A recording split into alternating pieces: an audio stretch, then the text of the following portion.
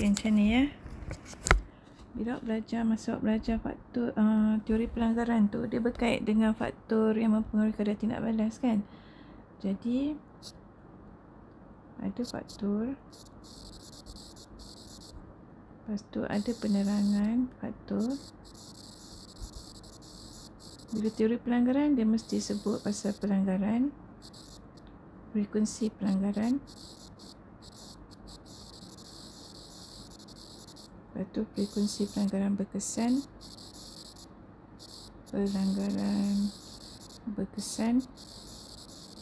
lepas tu baru kadar tindak balas tu tinggi atau rendah. Okey, ini format ya, ini format menjawab bila nak jawab periksa. Katalah soalan tu cakap pasal saiz bahan, kan? Saiz bahan. Eksperimen A dengan eksperimen B. Katalah ya, eksperimen A saiz dia kecil saiz dia kecil, kalsium karbonat dia kecil. Eksperimen B, kalsium karbonat dia saiz besar.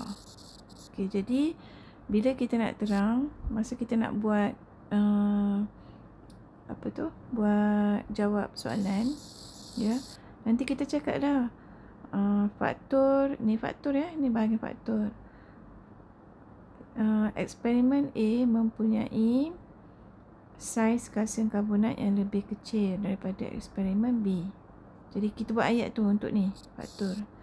Lepas tu ayat yang kedua kita terangkan sebab saiz kalsium karbonat sini kecil kan, jadi jumlah luas permukaan kalsium karbonat dalam eksperimen A lebih besar dari eksperimen B.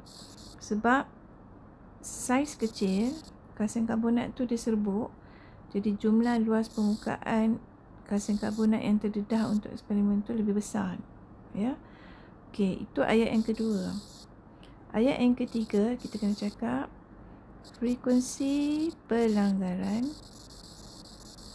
antara zarah-zarah kalsium karbonat, biasanya kalsium karbonat dengan asid hidroklorik ya, dan asid hidroklorik dalam eksperimen A lebih dari dalam eksperimen B.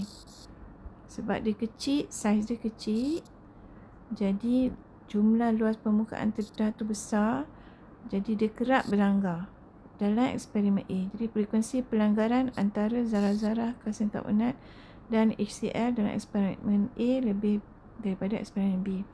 Lepas tu baru kita kata frekuensi pelanggaran, ni ayat ketiga, ni yang keempat. Ayat yang keempat, frekuensi pelanggaran berkesan dalam eksperimen A lebih dari dalam eksperimen B.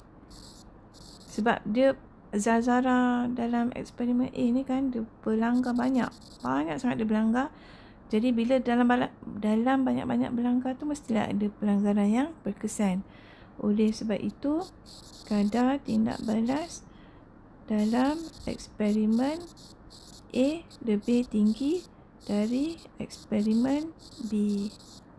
Itu cara nak terang frekuensi pelanggaran.